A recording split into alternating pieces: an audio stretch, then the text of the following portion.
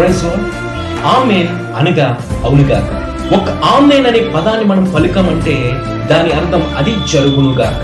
So ఈ ఆమేన్ అనే పదం నీ జీవితంలో రెండు రకాలుగా ఉంటుంది. మొదటిగా మనం చూసినట్లయితే ద్వితీయోపదేశ కాండము 27:16, Deuteronomy 27:6, నీవు శాపగ్రస్తుడు అని పలికే ఆమేన్ అనగా ఆ వచనంలో మనం చూసినట్లయితే నీ తల్లిని, నీకు జన్మనిచ్చిన తల్లిదండ్రులు గౌరవించని స్థితిలో ఉన్నట్లయితే ఆమేన్ నీవు శాపగ్రస్తుడు అని నీ జీవితంలో పలకబడుతుంది. రెండోదిగా మనం చూసినట్లయితే నీవు ఆశీర్వదింపబడిన వాడు అని పలికే ఆమేన్. ఎక్సోడస్ 20:12 చూసినట్లయితే, నిర్గమకాండం 20:12 చూసినట్లయితే నీవు దీర్ఘాయుష్మంతుడు అనగా సన్మానించడం, నీ తల్లిని గౌరవించడం, వాళ్ళ రెస్పెక్ట్ ఇవ్వడం, వారిని చక్కగా చూసుకోవడం ద్వారా నీ జీవితంలో ఈ ఆమేన్ నీవు ఆశీర్వదింపబడిన వాడుగా పలకబడుతుంది. God bless you.